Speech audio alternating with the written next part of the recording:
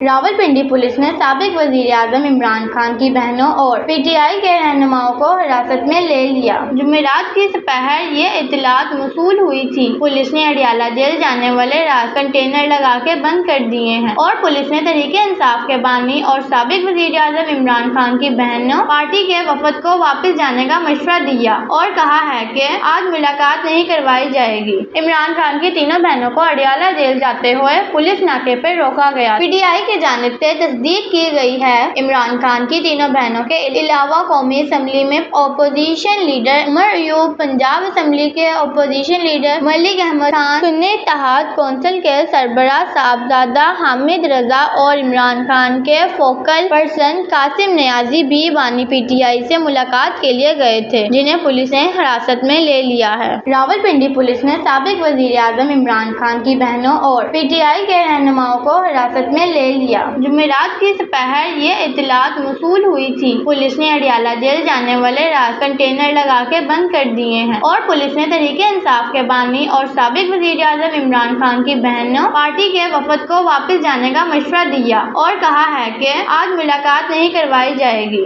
عمران خان کی تینوں بہنوں کو اڈیالہ جیل جاتے ہوئے پولیس ناکے پر روکا گیا۔ پی ٹی آئی کی جانب سے تصدیق کی گئی ہے۔ عمران خان کی تینوں بہنوں کے علاوہ قومی اسمبلی میں opposition leader Omar Ayub, Punjab assembly کے اپوزیشن لیڈر ملک احمد خان، سنی اتحاد کونسل کے سربراہ صاحبزادہ حامد رضا اور عمران خان کے فوکل پرسن قاسم نیازی بھی بانی پی ٹی آئی سے ملاقات کے لیے گئے تھے، جنہیں پولیس نے حراست میں لے لیا ہے۔ راولپنڈی پولیس نے سابق وزیر اعظم عمران خان کی بہنوں اور پی ٹی آئی کے رہنماؤں کو حراست میں لے لیا۔ جمعرات کی سپہر یہ اطلاعات موصول ہوئی تھی۔ پولیس نے اڈیالہ جیل جانے والے راستے کنٹینر لگا کے بند کر دیے ہیں اور پولیس نے تحریک انصاف کے بانی اور سابق وزیر اعظم عمران خان کی بہنوں پارٹی کے وفد کو واپس جانے کا مشورہ دیا اور کہا ہے کہ آج ملاقات نہیں کروائی جائے گی۔ عمران خان کی تینوں بہنوں کو اڈیالہ جیل جاتے ہوئے پولیس ناکے پر روکا گیا۔ پی ٹی آئی کی جانب سے تصدیق کی گئی ہے۔